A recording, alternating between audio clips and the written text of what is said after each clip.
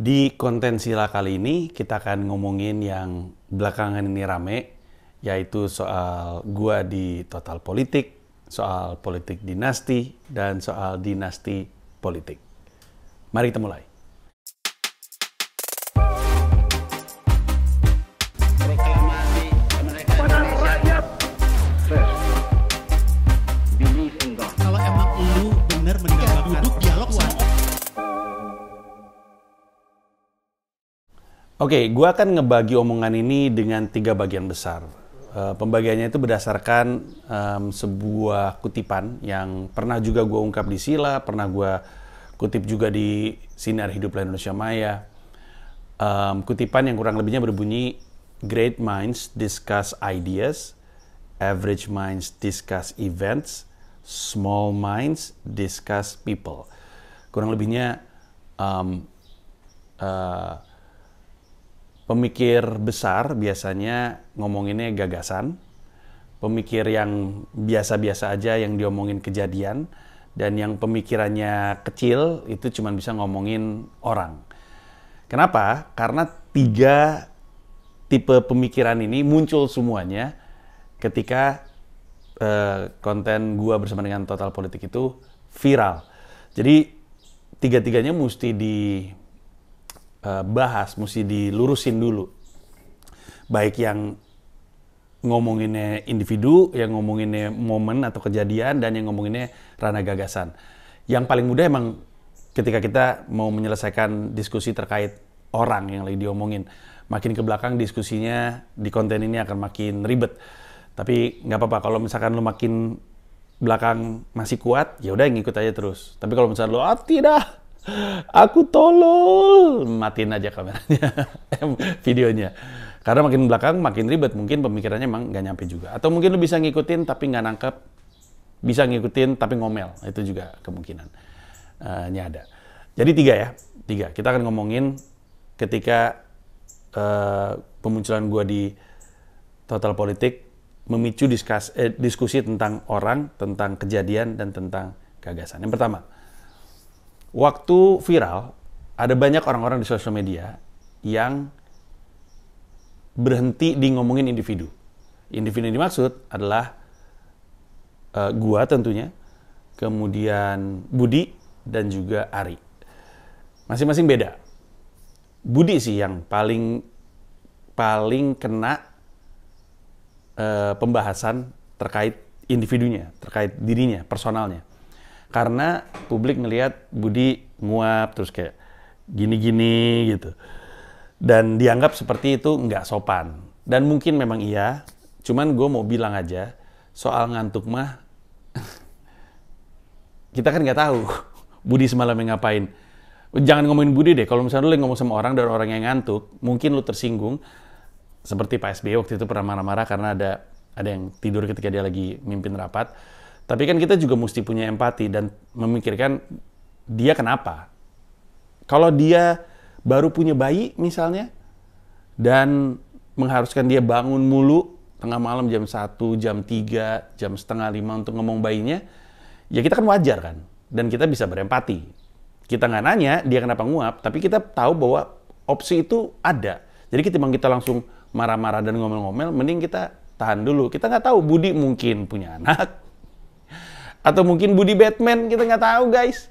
Nggak tahu kita. Kalau ternyata dia Batman keluar tengah malam kerjanya memberantas kejahatan, ya pantas saja dia nguap-nguap mulu. Dan soal korek-korek kuping ya, menurut gua kayaknya itu involuntary response. Di dunia public speaking itu salah satu hal yang sering gua pelajari dari orang ketika bicara di depan umum. Orang tuh kadang ketika lagi di depan umum tapi larut dalam pikirannya itu suka melakukan gerakan-gerakan yang dia nggak sadar. Ini sadar karena saya ngantuk minum kopi. Tapi sering kayak gitu. Gue pernah ketemu sama orang ketika dia bicara di depan umum, dia langkahnya maju mundur, langkah mundur, langkah mundur. Sambil ngomong, dia sambil ngomong tapi langkah mundur. Pas diingetin, dia nggak ngeh bahwa itu terjadi. Gue bahkan pernah sama orang lagi meeting nih. Tapi dia palanya mungkin lagi mendengarkan atau larut dalam pikirannya, terus dia gini. Gitu. Sayangnya, pas meeting gue mau ngingetin, nggak bisa karena lagi tengah-tengah meeting, tapi setelah meetingnya gue lupa mulu mau ngingetin. Dia berkali-kali tuh dia gini-gini. Dan itu kadang terjadi sama gue sendiri. Pasti lu bisa nemu video-video di mana gue juga kadang-kadang kayak gini. Itu involuntary response. Nggak boleh. Tapi itu bukan dilakukan dengan niat merendahkan sebenarnya. Itu involuntary response. Ada banyak yang kayak gitu. Di dunia public speaking, ketika lu nggak punya bahasa tubuh untuk membantu menyampaikan apa yang ingin lu sampaikan, tangannya gerak sendiri. Kayak tadi mungkin waktu gue gini-gini. Namanya involuntary response. Jadi tidak dilakukan dengan niat menjelek-jelekan atau merendahkan orang yang di depan umum, kendati pun terlihatnya seperti itu. Tapi kan saat itu kan yang diajak ngomong guenya nggak bermasalah, ya udah, gue nggak kenapa-kenapa.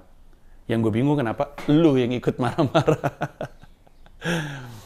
Terus orang kedua yang diomongin adalah Ari. Di antara banyaknya orang yang ngomongin Ari, jadi personal ya, pada ngomong bahwa Ari itu nggak tahu politik, nggak ngerti politik. Nah, gue bisa jamin, karena gue kenal Ari dari kayaknya 2019. 2018 mungkin, 2018. Gue bisa jamin, kalau ada 100 orang bilang Ari Putra nggak ngerti politik, 100 orang ngomong Ari Putra nggak ngerti politik, gue jamin Ari jauh lebih ngerti politik daripada 99 orang dari 100 tersebut. Ari Putra bukan cuma ngerti politik secara teori, dia ngerti politik secara praktis. Dia bisa mengutip banyak teori pemikiran politik dari buku, tapi dia juga bisa bilang sama lu harga baligo di kabupaten tertentu di Indonesia. Dia adalah bagian dari think tank politik bahkan. Dia juga banyak bantuin politisi untuk berjuang. Dan udah dari lama. Dia tahu banget politik. Gua sama Ari jadi makin deket karena waktu itu Ari bersama dengan Valdo dan gue Valdo Rian Ernest itu ngejalanin grup lawak namanya Pulang Perang. Jadi kami jalan mulu, diskusi mulu. Bahkan banyak sekali materi stand up di Septic Tank datangnya dari Ari. Yang legendaris itu datangnya dari Ari. Ironisnya, Mens Rehat nanti juga banyak datang dari Ari. Nanti aja tonton tahun depan. Ari Putra. Penjualan tiket 10 Agustus ya, 10 Agustus 2024. Infonya di mensrehat.id. Tapi show-nya masih tahun depan. 3 tahun dari Komodo Menoy akhirnya gue bikin special lagi. Lama juga jedanya. Tapi oke. Jadi Ari tuh ngerti politik. Kenapa Ari seperti itu? Seperti yang lu lihat. Lu tau nggak kalau misalkan lu kebanyakan bergaul sama bapak-bapak, bercanda bapak-bapak, lu tau nggak? Itu yang terjadi sama Ari, sama Budi juga mungkin. Karena gue tahu sebenarnya selera humornya Ari seperti apa, karena dia murid stand up gue. Dia belajar stand up dari buku gue. Dia kasih tahu, dia lagi belajar ini, dia kasih tahu joke-nya seperti apa, dia pernah menghubungi gue cuma untuk kasih tahu joke-nya seperti apa, dia pernah coba stand up. Jadi gue tahu. Cuman emang, dan ini juga teori belajar stand up, emang selera humor lu terbentuk sama lingkungan. Bahkan perspektif lu terhadap dunia juga terbentuk sama lingkungan. Dan menurut gue itu yang terjadi di Total Politik. Karena kalau lu lihat tamu-tamunya Total Politik, lu akan memaklumi pantesan ngomongnya kayak gitu, begaulnya begitu, kasarnya. Menurut gue ya, bisa aja gue salah. Tapi tidak. Ari Putra tuh bukan nggak ngerti politik. Ari Putra ngerti politik, bahkan dekat dengan orang-orang politik, sehingga dia, kalau dalam istilahnya Ari, ya hidup bersama dengan orang-orang ini. Dan ketika kemudian ada diskusi antara gue sama Ari, Itu tuh terjadi karena menurut gue ini salah gue, dan ini sekarang masuk ke pembahasan tentang gue. Banyak yang ngomongin soal Panji tenang banget ya, kok Panji nggak ngomong goblok. Panji hebat banget nggak ngomong goblok, Panji hebat banget nggak walk out. Kok dia bisa tenang ya, kok dia tenang dalam situasi seperti ini, ngomonginnya Panji cuma narik napas, terus tiba-tiba ngomongnya rapi banget. Kalau boleh jujur, gue sebenarnya nggak tenang. Gue sebenarnya emosional, dan gue agak menyalahkan diri gue sendiri karena menurut gue kenapa gue kayak gitu adalah karena gue salah ekspektasi.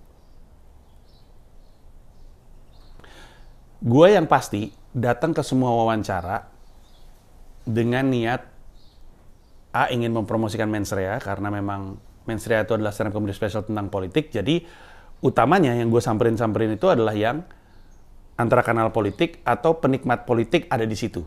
Maksudnya penikmat politik nontonin konten-konten tersebut.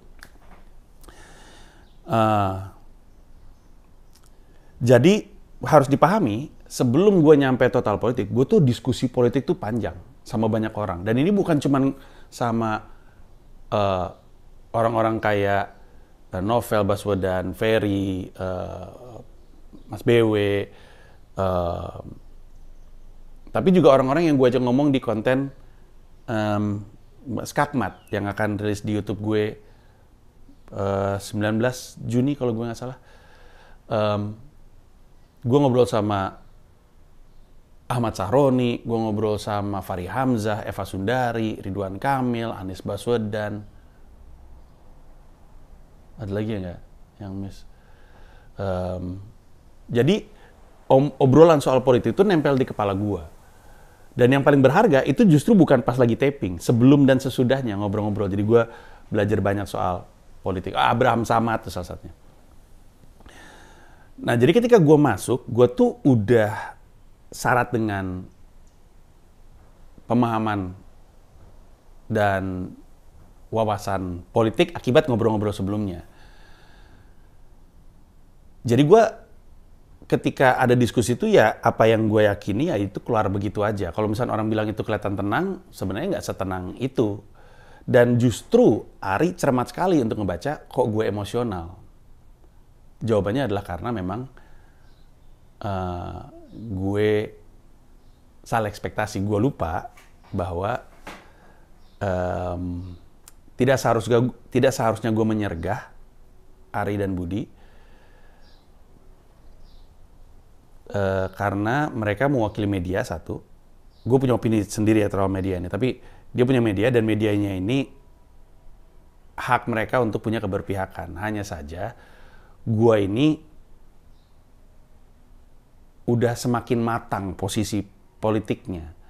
Orang yang ngikutin Festival Hiduplah Indonesia Maya pasti tahu bahwa gue tuh makin kesini tuh makin gak bisa ngelihat orang ngomong semaunya. Nggak bisa gue. Gue omongin berulang-ulang, masih bisa lo tonton. Kan gue bikin monolog kebangsaan tuh, sampai akhir menutup mata. Ini bukan stand up, walaupun ada tipis-tipis respectnya, namanya juga pelawak yang lagi monolog. Gue bikin monolog kebangsaan kan, sampai akhir menutup mata. Itu keresahan politik gue. Itu masih bisa ditonton di tip-tip, silakan cari aja sendiri. Tapi di situ tuh gue bilang, kok bisa sih orang ngomong kayak gitu, terus dia berpikir lolos begitu aja? Dia pikir kita bego kali ya? Atau dia pikir kita takut? Gue tuh nggak bisa kayak gitu lagi. Jadi kalau ada orang ngomong kayak gitu tuh, gue langsung bereaksi di depan. Siapapun itu. Mau itu politisi, mau itu temen, non-politisi, siapapun itu. Kalau dia ngomong sesuatu, kena deh gue. Apalagi, gue nih kepalanya memang lagi terganggu sama politik dinasti, praktek politik dinasti, yang menggunakan pembentukan opini via media sebagai salah satu senjatanya. Jadi kan gue khawatir kalau ada media yang ternyata masih satu nafas dengan dinasti politik. Nah, dinasti politik ini menggunakan media. Entah itu media, sebenarnya sih, ya gimana cara ngomongnya biar nggak UITE ya, tapi gue nggak kaget kalau media konvensional digunakan untuk membangun dinasti politik. Tapi memang kebanyakan di media sosial dan di media-media baru. Dan gue cemas sama kayak gitu-gitu. Sehingga ketika gue ngeliat sebuah media yang kelahirannya mengikut sertakan gue di dalamnya, gue kepancing. Banyak orang mungkin nggak tahu. Tapi gue kurang lebihnya ikut membidani Total Politik dan Ari tahu itu. Ari juga, belum ada Budi juga udah ada gue di konten itu. Coba aja lu lihat video-video awal. Video pertama dari Total Politik. Siapa yang ada di situ? Dan pada masa itu, gue mendukung Ari karena gue tahu Ari ini mesti ngomong apa yang dia ketahui. Ari itu nggak bisa cuman duduk-duduk di kedai-kedai kopi dan ngeluarin isi kepalanya, nggak bisa. Jadi ketika dia jadi ngebangun media, ngebangun kanal, gue tahu semua proses pertumbuhannya kok. Bahkan gue menyadari ketika proses pertumbuhannya lompat. Ari ngajak datang, terus dia ngajak datang ke Total Politik, terus dia kasih lihat, sekarang begini, terus gue bilang, wow, mengagumkan sekali. Untuk yang ngikutin safari media gue, pasti tahu momennya yang mana. Nah, tapi kan salah untuk gue berasumsi bahwa media yang kemudian dibangun sama Ari bersama dengan Budi, jalannya seperti yang gue harapkan. Itu ekspektasi gue. Makanya gue salah. Di obrolan dengan Ari dan Budi, gue sempat ngingetin bahwa memang seperti yang Ari bilang, memang wajar kalau ada anggapan mereka hidup dari politisi. Tapi sebenarnya nggak 100% seperti itu. Karena gue bilang juga dalam obrolan itu bahwa politisi itu kan datang ke Total Politik pasti karena subscribernya. Jadi lu punya tanggung jawab juga sama subscriber lu. Kecuali emang subscriber yang lagi lu bangun adalah subscriber yang nuansa politisnya sesuai dengan apa yang lu inginkan. Tapi kalau enggak, kalau lu pengen netral, maka lu kan punya tanggung jawab. Gue berusaha untuk menyampaikan itu. Nah makanya ketika ada orang bilang dia unsubscribe, itu adalah bukan hukuman terhadap Total Politik, tapi kesadaran bahwa, oh ternyata gue bukan tipikal audiens yang lagi dicari sama Total Politik. Kurang lebihnya kayak gitu. Dan di sini gue merasa salah gitu. Makanya gue nggak bisa setuju sama orang-orang yang jadi ngamuk-ngamuk. Sebagai orang yang sering banget viral, gue tuh pasti nggak ngeraba gue tuh viral di mana aja tuh nggak bisa tahu gue. Bisa ngebayangin, tapi juga nggak ngebayangin skalanya seperti apa. Ini viralnya soal Total Politik ini jadi gede banget. Gue anggap ini berkah untuk Total Politik juga. Pasti ada silver liningnya untuk Total Politik. Karena yang ngomong Asian value dan human rights itu bukan gue. Itu Ari. Makanya yang jadi kaos bukan itu. Yang jadi kaos omongan gue. Yaitu cut that stupid shit. Harus saya akuin fisikal memang cermat dan cepat sekali bertindak untuk membuat merch tersebut. Si Awe itu kan mention di Twitter, cut that stupid shit cocok jadi kaos, cut that stupid shit, tulisannya besar ke bawah. Gue nggak ngebalas Awe, karena ketika Awe nge-tweet itu, prosesnya udah jalan di fisikal memang. Jadi emang udah dibikin. Dan pas desainnya keluar, kayak yang Awe bilang, sepikiran kayaknya desainernya sama Awe. Tapi ya ketika viralnya jadi gede itu gue nggak ada bayangan bahwa bakal segede gitu. Dan ini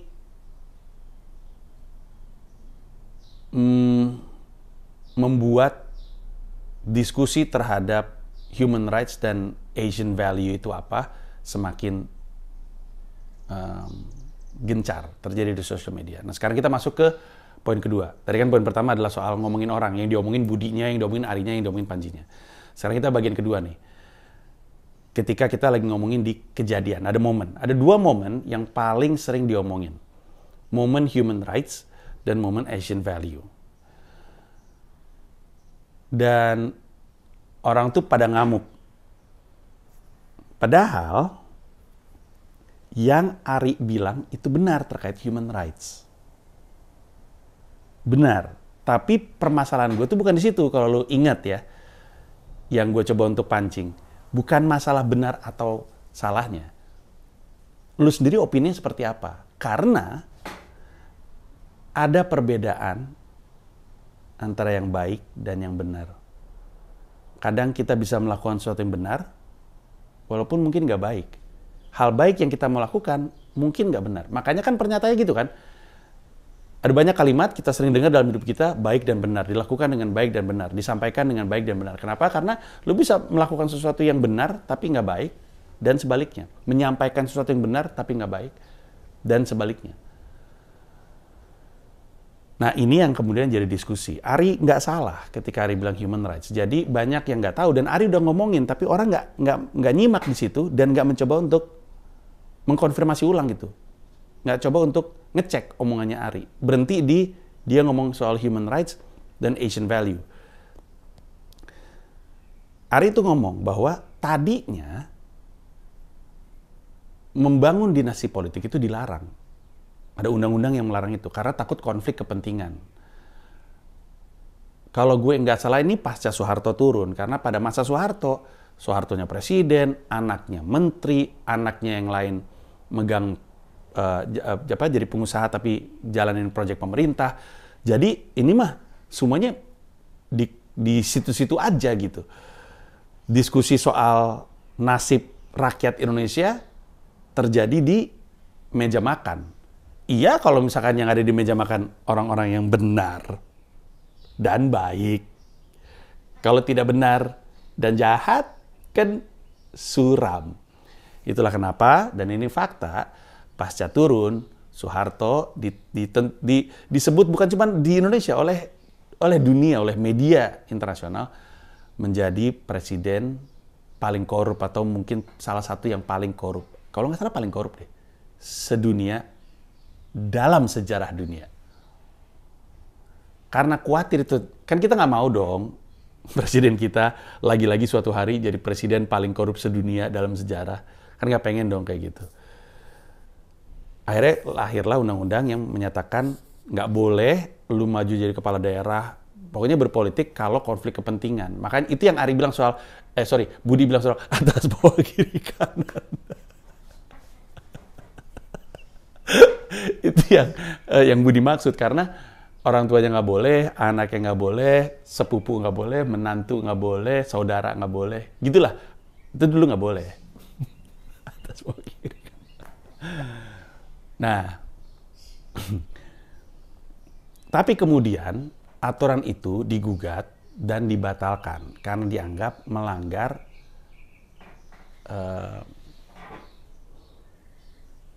Convention of Human Rights, atau pokoknya ada kesepakatan internasional terkait hak asasi manusia yang menjamin hak setiap orang untuk maju berpolitik dalam semangat dia ingin memperbaiki negaranya, kotanya, wilayahnya, apapun lah itu, bangsanya.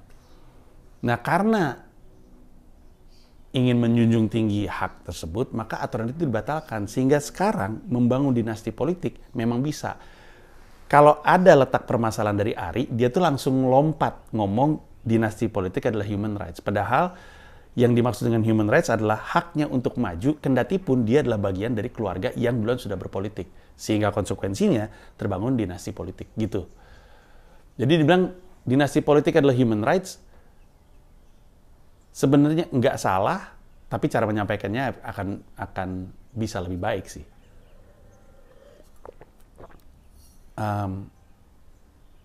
Soal Asian value, nah ini tuh gue bisa bilang gue tidak paham dengan jelas. Semua pemahaman gue soal Asian value terjadi dalam beberapa hari ke belakang, harus gue akuin. Gue bukan tipikal orang yang pura-pura ngerti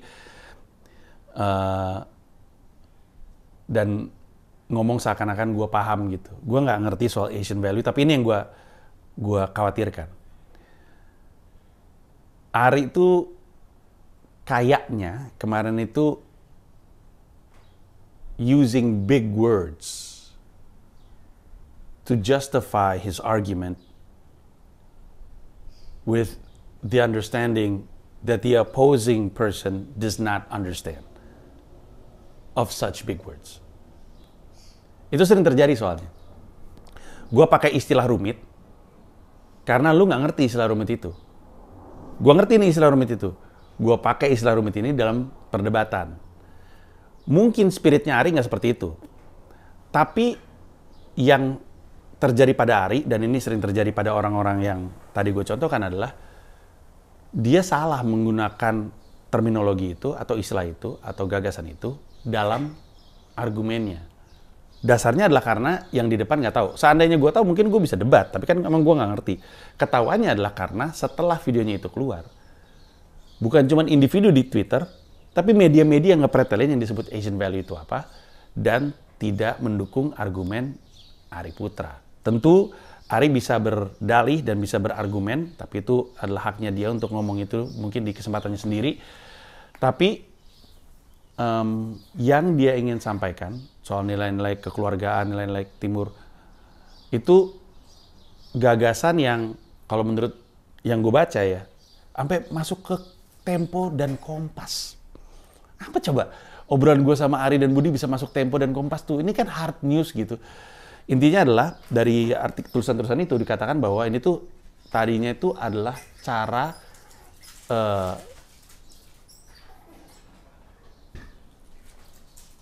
sorry, ini ada tawuran tupai di rumah gue tiba-tiba. Sorry. Cara Mahathir Muhammad, Lee Kuan Yew untuk mendebat Barat yang datang dengan gagasannya mereka bahwa kami ini punya Asian value. Tapi pada akhirnya ada beberapa poin dalam Asian value itu juga udah nggak relevan. Tapi intinya Ari dibilang nggak tepat dalam menggunakan Asian value tersebut. Gue sih nggak ngerti ya. Gue coba nilai-nilai ketimuran aja gue taunya. Yang mungkin di kepala gue sama, mungkin enggak. Oke, itu kita kesampingkan. Sekarang, mari kita ngomong di ranah gagasan. Ini mungkin ribet nih. Dengar ya? What the fuck? Kenapa kesini lo?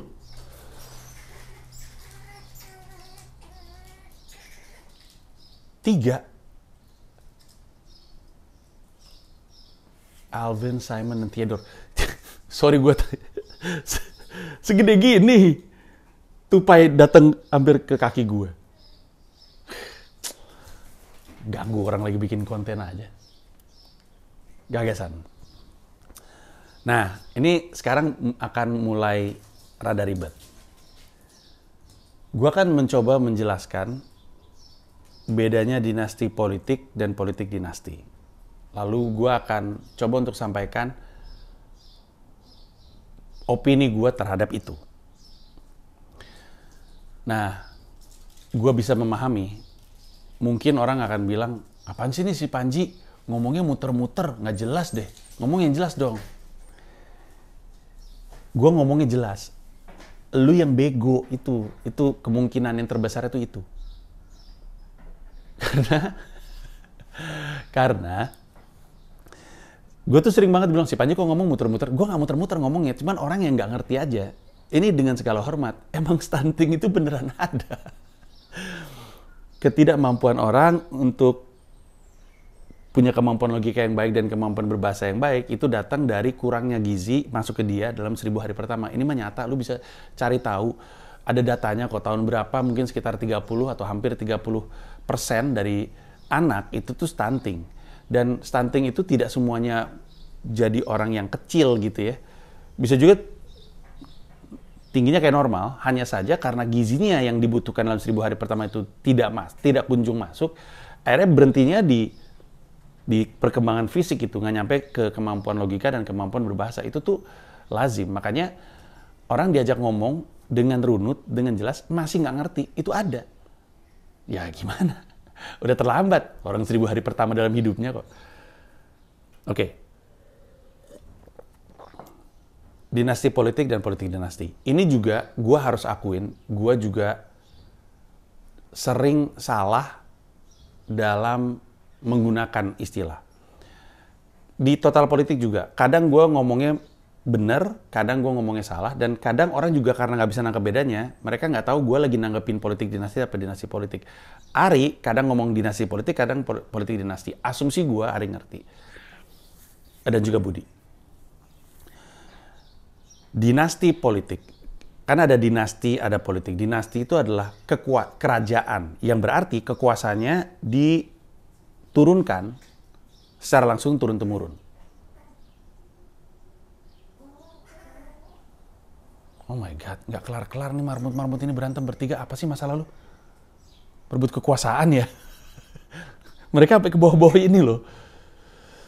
Ya, kan ada dinasti, ada politik ya. Dinasti itu kan adalah kerajaan, kerajaan, dan ciri kerajaan itu adalah kekuasaan yang diturunkan turun-temurun secara langsung. Abis dari raja yang ini, anaknya, abis anaknya, cucunya, abis cucunya, cicitnya, turun-temurun. Itu namanya dynasty. Aspek terpenting dari yang mau gue sampaikan ini adalah kelanjutannya.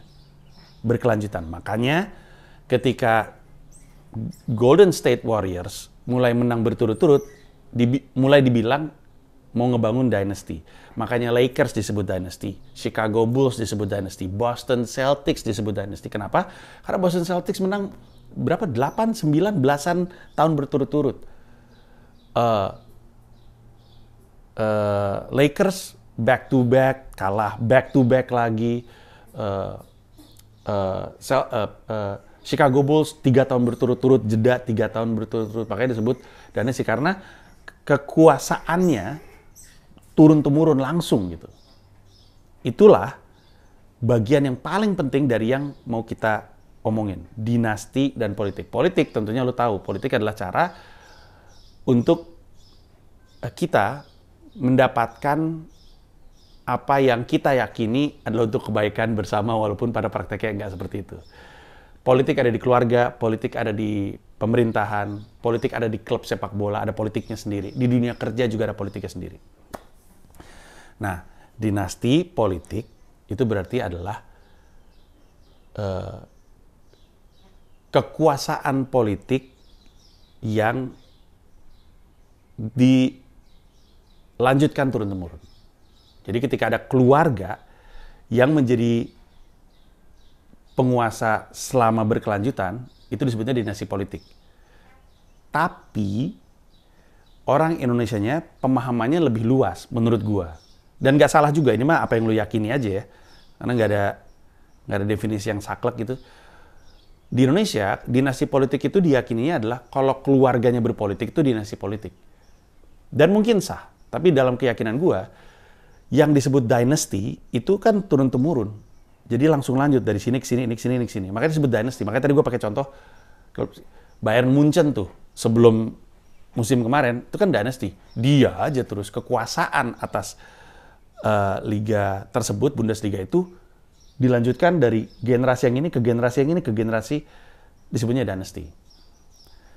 Artinya, apa yang gue pahami soal dinasti politik bisa aja beda dengan apa yang kebanyakan orang yakini. Makanya orang pada banyak ngomong, menurut Bang Panji ini gimana? Menurut Bang Panji gitu gimana? Nah, untuk menjelaskan posisi gue, sekarang kita masuk ke definisi politik dinasti.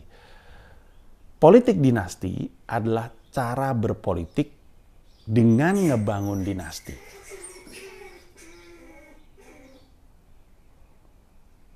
Politik dinasti, kenapa mereka harus berantem sekarang sih? Kan diem bukannya pergi lu. Politik dinasti adalah cara berpolitik dengan ngebangun dinasti. Dinasti politik itu kebangun bisa jadi gara-gara politik dinasti. Bisa jadi juga enggak. Kalau kita pakai pemahaman umum, bisa jadi dinasti politik terbangun karena orang-orangnya emang pengen berpolitik. Terbangunlah dinasti politik. Walaupun tidak melakukan politik dinasti. Politik dinasti melahirkan definisi dinasti politik yang tadi gue bilang. Politik dinasti, cara berpolitik. Kan politik adalah permainan. Cara lu memainkan itu kan biasa beda-beda. Ada yang direct attacking football, ada yang ball possession, ada yang counter attack. Cara mainnya beda-beda. Salah satu cara bermain politik adalah dengan ngebangun dinasti. Kenapa ini dilakukan? Ya tadi, untuk mempertahankan kekuasaan. Kenapa kekuasaan dipertahankan? Ada dua alasan, di luar masalah ketamakan.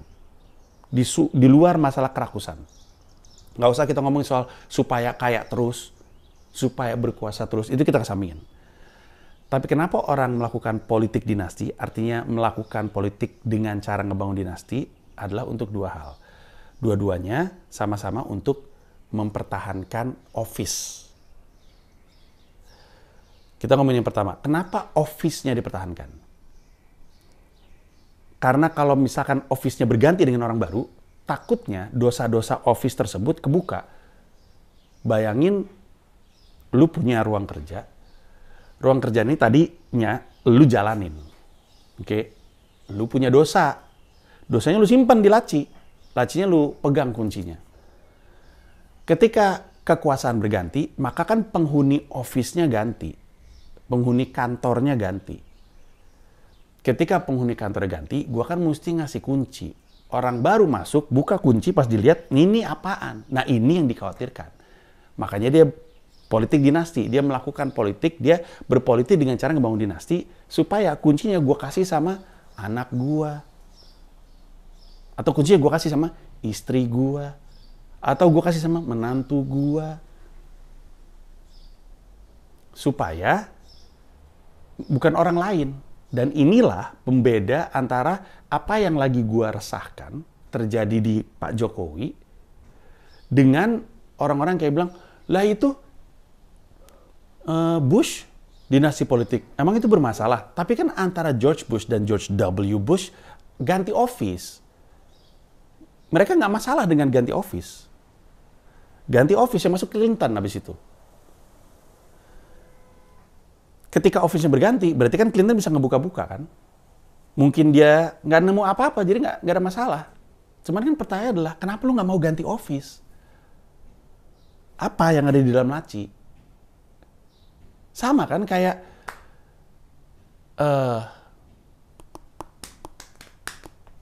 Kennedy misalnya, atau dinastinya Gandhi misalkan, atau Nehru misalkan. Nggak langsung gitu, nggak berkelanjutan, nggak turun-temurun. Beda dengan ada banyak sekali wilayah di Indonesia yang abis ini orang jadi kepala daerah, pas dia turun, istri mudanya yang jadi kepala daerah menggantikan dia. Supaya apa tuh? Supaya office-nya nggak berubah. Apa yang dilakukan oleh si laki-laki ini sebelum berganti office? Dia melakukan transaksi dengan kepala desa. Lu mau jadi kepala desa, bayar sama gua dan segala macamnya. Kan nggak boleh tuh. Pas dia turun, istri mudanya yang gantiin. Istri mudanya ngelanjutin sambil nanya sugar daddy-nya. Oke nggak nih? Oke, yaudah sini ambil duitnya. Gitu. Dan ini terjadi di banyak wilayah di Indonesia. Itulah kenapa gue bilang, gue tuh resah. Karena kalau Pak Jokowi ngelakuin itu, yang lain ikut-ikutan. Ya kalau Jokowi, Prabowo, Gibran, Kaisang ada di ranah elit, ini ada banyak banget praktek politik dinasti datang di wilayah-wilayah yang roda perekonomiannya itu sederhana, kalau nggak mau disebut miskin. Kasian. Gue minta tolong sama siapapun yang nonton ini, kasih tahu di kolom komentar kalau lu adalah bagian dari wilayah daerah yang jadi korban politik dinasti. Tolong tulisin, kasih tahu sama orang. Lu yang paling ngerti soalnya rasanya. Lu yang paling tahu. Kayak waktu itu gue bilang, orang-orang yang jadi korban dinasti politik, menurut definisi gue, orang-orang yang jadi korban dinasti politik ini, itu mungkin gak merasa kecuri apa-apa gitu. Kayak gak ada yang berkurang. Sama-sama aja, kan gitu. Tapi lu nggak dapat atau mereka nggak dapat apa yang harusnya mereka dapat. Pernah nggak lu bertanya, kenapa sih pengelolaan sampah di tempat gue tuh jelek banget? Kenapa sih kok gue nggak punya trotoar? Kenapa sih kok gue nggak punya taman? Kenapa sih transportasi umum gue butut? Kenapa gue nggak punya fasilitas-fasilitas umum yang oke gitu? Kenapa toilet umum tuh susah banget nyarinya? Kenapa kok kota lain bagus? Pernah berpikir gitu kan? Itu adalah karena apa yang harusnya lu dapetin, nggak lu dapetin. Karena praktek politik dinasti tersebut. Ada raja-raja atau kerajaan-kerajaan kecil gitu. Dan kasihan kan. Banyak orang tinggal di kota besar. Jakarta, Bandung, Surabaya. Nggak ngerasa ada masalah. Ya lu enak. Ya coba lu tinggal di Tangerang Selatan, Kabupaten Bogor. Beberapa, ini masih wilayah sini. Kutai Kartanegara.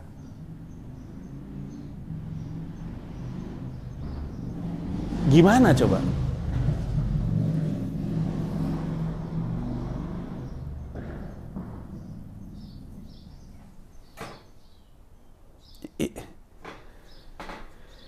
Nah, kegusaran gua kemarin di Total Politik itu adalah karena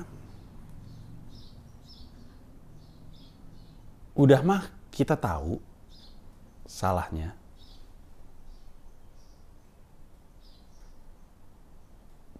Orang-orang ini selalu balikin ke, ya kan dipilih sama rakyat. Ya kan dipilih sama rakyat. Kan gitu ya.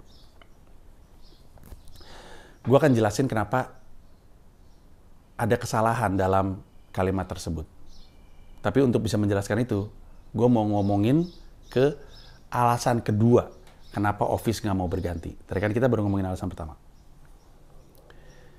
Kalau alasan pertamanya nggak mau Office berganti adalah karena takut dosa-dosanya kelihatan, alasan kedua kenapa Office-nya nggak mau berganti, karena Office-nya memberi keuntungan kepada staf-staf dalam Office tersebut. Jadi, ini pernah gue bahas di video YouTube gue yang judulnya Video Terbuka untuk Presiden Jokowi. Jadi, gue adalah raja. Gue punya panglima, menteri. Ini raja ya. Gue lagi bukan ngomongin Presiden Jokowi nih. Ini gue kerajaan. Gue punya orang-orang terpercaya lah di banyak sekali bidang. Ini tanah, nih adalah perdagangan, ini adalah apa gitulah, olahraga, ini semuanya ada nih sekitar gua. Orang-orang ini diuntungkan menjadi bagian dari kantor si raja. Orang-orang ini pengen terus jadi bagian dari raja. Untuk alasannya beda-beda. Mungkin karena belum kelar nyedotnya, mungkin karena nyaman ada di posisi tersebut, mungkin karena ada orang yang pengen dia untuk tetap ada di posisi itu karena dia ngebantu orang tersebut, beda-beda. Tapi orang-orang ini setiap kali di akhir masa kantornya mulai resah. Dia pengen ada di kekuasaan ini, jadi dia nunggu nih, dia nanya. Dia nggak nanya sih, tapi dia nunggu. Ini raja gue nih bakal diganti nama orang lain apa mau turun ke anaknya? Karena kalau misalkan ada indikasi mau diganti sama orang lain, gue mending lompat sekarang.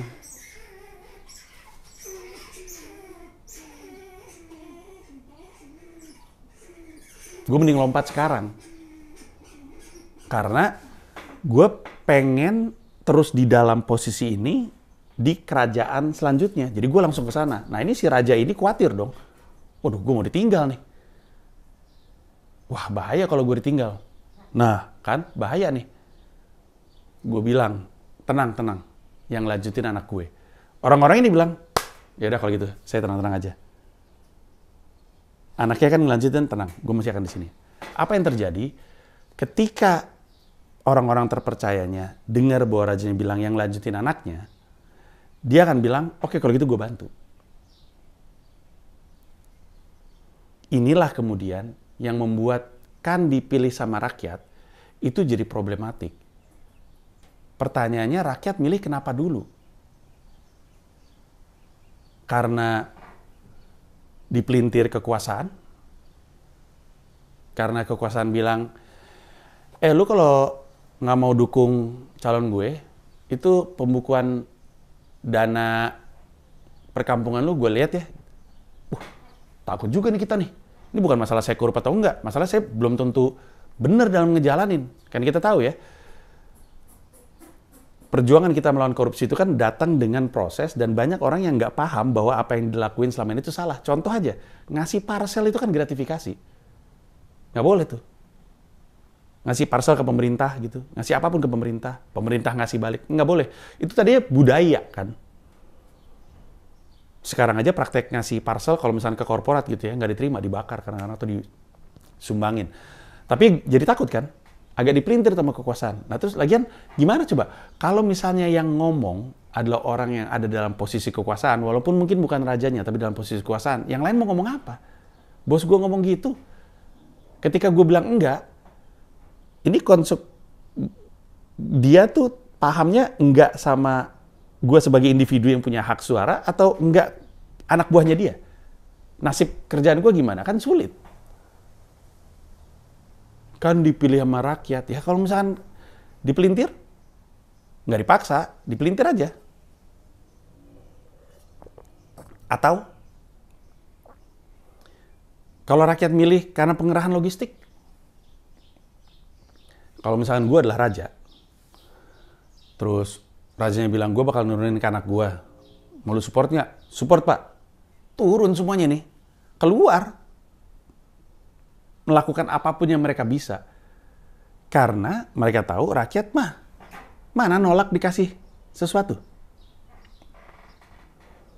Kalau lu dalam kekuasaan, pengerahan logistik tuh jadi jauh lebih gampang. Itulah kenapa, kalau lu perhatiin, kemarin-kemarin politisi itu lagi pada ngomongin soal besarnya biaya politik. Karena mereka tahu, ketika mereka nggak lagi dalam kekuasaan, ini mau ngelawan logistik milik para raja, gimana cara ngelawannya? Anjir, raja yang nurunin logistik. Gue ngelawannya gimana? Berapa banyak duit yang gue mesti punya? Berapa kali korup yang mesti gue lakukan? Nggak mampu gue. Akhirnya mulai resah kan, oh mahal nih pembiayaan politik. Ya karena kerajaannya tuh turunin logistik. Kalah lah. Yang realistis aja kita ngelihat rakyat Indonesia. Ini datang dari orang yang dikenal optimis loh. Dan inilah letak kegusaran gue sama total politik saat itu. Kan dipilih sama rakyat. Ya gimana enggak? Orang semua manusia berpengaruh di kerajaan tersebut dikerahkan. Transaksional, duit. Kalau lu raja, duit lu banyak banget, lu ngutip-ngutip. Raja banyak banget duit. Itulah kenapa menurut gue tolol tuh yang kemarin berharap untuk Panji bersuara dong, makanya kemarin Anies atau Ganjar kalah sih karena lu nggak bersuara. Tolol itu sudut pandang yang tolol. Lu lagi mau main cara dia main, gak akan menang lu. Gak akan menang. Lu pikir gua dengan 1 juta subscriber YouTube, 1 juta Instagram, 1 juta Twitter, kemudian menang lawan barisan influencer yang ada di sebelah sana? Lu mau kita menang dengan cara mereka menang? Yang bener aja lah. Gimana gitu berpikir strategisnya? Nggak bisa. Gue nih, seumur hidup gue adalah anak indie. Dari dulu, gue penulis buku judulnya Indiepreneur. 2013. Indiepreneur gue. Sebagai rapper gue indie, sebagai entrepreneur gue indie, sebagai stand up comedian indie. Tahu nggak apa konsekuensi dari menjadi anak indie? Anak indie, rapper indie, musisi indie, tahu dampak dari duit yang ditumpahkan di industri. Dalam praktek, gue mau berpromosi nih. Mesti pinter-pinter gue berpromosi, gue anak indie, gue gak punya budget. Dibandingin sama label yang duitnya gila-gilaan. Ini lagu yang sebenarnya biasa-biasa aja. Gue gak mau bilang lagu gak enak ya, karena kan ya selera orang beda-beda. Ini lagu, dituangin duit kayak gimana. Dia muncul di semua stasiun TV, muncul di semua radio. Dibayar supaya dibahas di media. Ya kalah lah. Gue mesti pinter-pinter nih gimana caranya nih sebagai rapper indie nih bisa menang. Untung sebagai rapper indie, karena mungkin kuat di nilai, kuat di idealisme, kadang-kadang ada lagu kayak Kami Tidak Takut yang meletus ke atas pada zamannya tahun 2009. Sampai sekarang lu gak nemu rapper lain yang lagunya jadi gerakan. Nggak ada. Kami Tidak Takut pada tahun 2009 sampai 2010 gede banget. Padahal lagunya rilis April 2009, JW Marriott Ritz-Carlton meledak tahun yang sama tapi di Agustus. Tiba-tiba lagu gue viral, gue masuk TV, bawain lagu Kami Tidak Takut, ada band apa gitu gue lupa dari luar negeri nyari kaos Kami Tidak Takut nggak nemu. Dia bikin pakai spidol Kami Tidak Takut. Kadang artis ini bisa kayak gitu. Tapi kalau ngeliat ada duit ditumpahin, sekarang gini nih ya. Ini nanti lo akan memikirkan ini tapi analoginya ke politik. Artis indie nih, rapper indie. Titip edar. Nih ada distributor yang kecil, bantuin titip edar ke toko-toko CD. Datang nih kita ke toko-toko CD ini. Ini pada zamannya ya. Datang ke toko-toko CD. Terus, wah, CD kita nggak ada nih. Senang nih kita. Happy nih kita, sold out. Gitu. Pada saat yang bersamaan, label-label besar tuh punya profesi namanya checker. Ada pekerjaan namanya checker. Yang tugasnya datang ke toko CD, nanyain, album ini dari label saya ada di mana ya? Tolong dong taruh di sini. Tolong dong taruh di posisi depan. Dipastiin bahwa stoknya ada terus, ditaruh di paling depan terus, karena setiap kali ada yang beli. Kalau nggak ada, gue pikir happy kan, wah sold out nih, padahal ada loss of sale. Orang datang nggak ngelihat CD-nya, wah nggak ada nih, nggak jadi beli. Padahal mungkin ada. Tiba-tiba gue dapat retur, CD numpuk segini. Gue ngalamin itu persis. Nah sekarang, gimana caranya? Gue emang punya kemampuan untuk datang dari satu toko CD ke toko CD seluruh Indonesia. Tolong dong CD saya ditaruh versus label yang punya kemampuan untuk bayar orang checker di seluruh Indonesia. Kalau lu punya duit, lu bisa ngelakuin apapun yang lu mau. Termasuk kalau yang lu lakuin itu sebenarnya salah. Termasuk ngebentuk opini publik dengan media. Dengan influencer. Dengan buzzer. Atas niat lu untuk memastikan office-nya nggak berubah.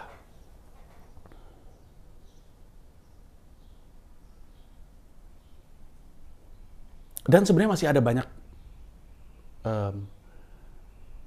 alasan kenapa orang berpolitik dinasti. Ada juga politik dinastinya itu bukan sekedar kekuasaan diturunkan turun-temurun, tapi, dan ini ada banyak di daerah juga, yang ini eksekutif, yang ini legislatif, terus nanti dia punya siapa di judikatif. Artinya ada yang di pemerintahan, ada yang di DPR atau DPRD, dan ada yang di institusi hukum.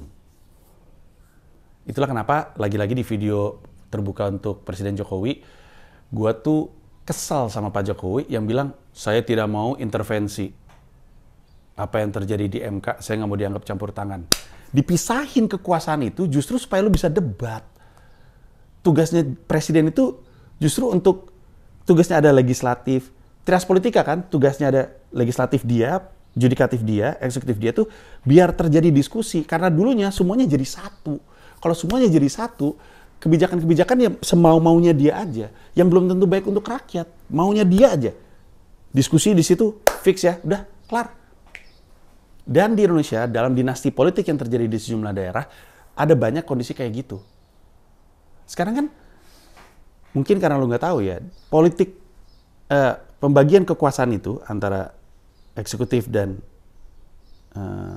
legislatif lah misalnya, itu kan supaya pemerintah punya ide, didebat sama rakyatnya. Rakyat yang punya ide, didebat sama pemerintahnya, nggak bisa kayak gitu. Termasuk juga peran yang sama. Makanya gue tuh kesel sama Pak Jokowi saat itu, kalau ngomong gitu sih. Karena ketika Pak Presiden ngomong gitu, cuma dua kemungkinannya. Beliau nggak tahu atau beliau tahu, tapi beliau pikir kita nggak ngerti, dan itu bahaya sekali. Presiden tuh nggak harusnya diem, eksekutif tuh nggak harusnya diem.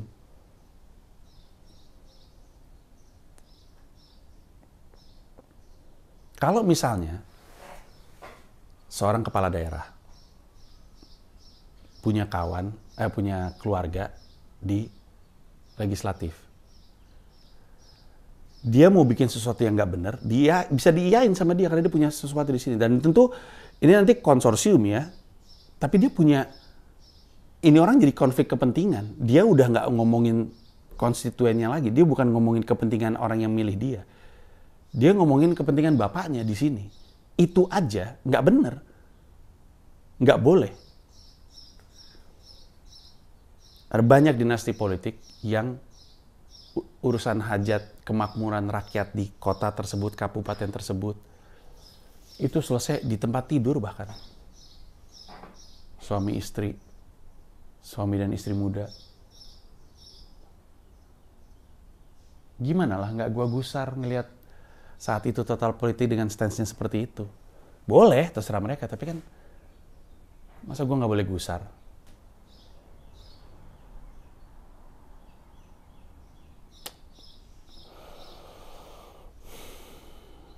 Makanya gue tuh selalu bilang bahwa Mens Rea tahun depan itu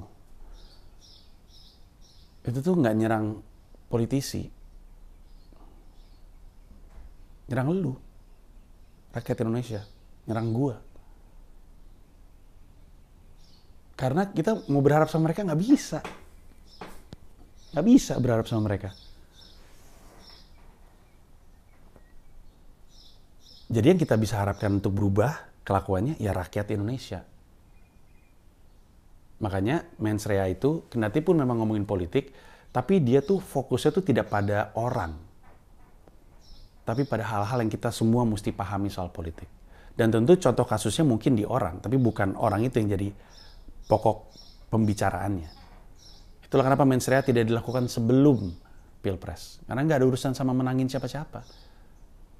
Bukan menangin orang ini, bukan menangin orang itu. Gue cuma pengen menangin rakyat Indonesia aja. Yang lagi gue perjuangkan tuh lebih besar daripada itu. Dan gue cuma punya stand up. Kebetulan, yang gue potret menurut gue emang lucu. Ya udah gue laporkan kepada elu. Isunya serius. Tapi kan lukisannya kan bisa aja nggak dark. Yang gue tampilkan gitu. Bisa aja, itu mah skill gue.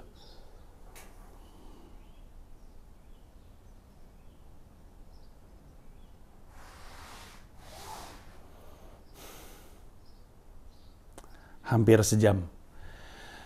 Di sini gue mau memberi sekali lagi kesempatan kepada para member, apakah menurut lu ini boleh dirilis untuk umum? Gue sih berharap bisa ya, karena menurut gue ini penting.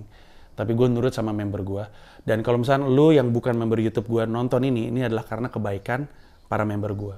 Ini tadi dikunci, cuma untuk yang member. Tapi karena member pikir ini untuk kebaikan umum. Dan kadang-kadang member nggak ngebuka. Ada kok beberapa sila yang nggak rilis untuk umum. Karena dibilang jangan, kebanyakan bilang jangan.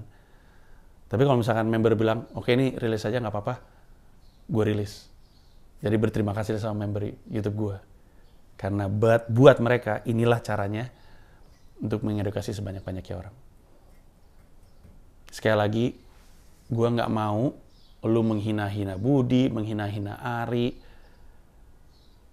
Karena banyak kan yang orang tuh ngelihat gue diskusi sama Ari sama Budi itu kayak gue lagi nampol. Syukurin lu, mampus lu, hajar aja Bang Panji. Sama kayak kemarin sama Kiki tuh saling roasting. Syukurin lu Ki, hajar. Apaan sih lu? Ini juga nih tuh kan, ini juga yang jadi masalah. Rakyat Indonesia yang jadi masalah. Mulai peduli politik, tapi nggak bisa ngelihat debat yang sehat ketika itu ada di depan mata mereka. Dia pikir itu orang berantem, goblok. Gue lagi debat dengan sehat, dianggap berantem. Yo, bagus Bang, apaan sih? Itu juga gue sama Kiki juga. Kiki ketika ngasih reaksi gitu atau gimana itu karena Kiki lagi memainkan peran dia sebagai orang yang abis kena hajar. Gue juga kayak gitu. Waktu di lapor Pak sama acaranya, itu kan dia Kiki ngomong banyak joke. Dan seperti yang gue bilang di YouTube Kiki, banyak omongan dia sebenarnya tidak tepat. Tapi kan gue tahu ini acara apa. Ya gue memainkan peran gue. Gue lagi di roasting, ya udah terima aja, jadikan ini lucuan. Kalau misalnya gue bilang, gue kan nggak dibayar, enak aja, itu kan fitnah. Apaan ya acara komedi? Gue harus tahu peran gue di situ. Sama kayak hal yang sama waktu gue ngomongin soal gue di Monopolitik Mata Najwa, kita semua ini lagi bertugas di situ. Gue nggak bisa tiba-tiba semua lu nggak boleh kayak gitu ya. Acara ini kan acara orang. Tolol aja yang berharap seperti itu.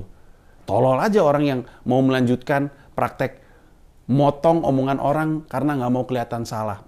Kapan berubahnya kita? Nggak ada yang lagi berantem di sini. Gue nggak benci Ari, gue nggak benci Budi. Gue mendoakan yang terbaik untuk mereka. Nggak ada yang benci sama Kiki, Kiki juga nggak benci sama gue. Gue menghormati Kiki bahkan. One of the best talent, one of the best minds we have in comedy. Tapi dalam konteks saling roasting itu ya ini lagi memainkan perang. Kadang gue terima, nggak gue balikin. Kadang gue balikin, dia terima, nggak dibalikin. Kadang dia balikin, ya udah. Yang aneh lu. Lagi-lagi siapa? Ya rakyat. Terus nggak sadar lagi kalau rakyat salah. Aduh, pusing gue.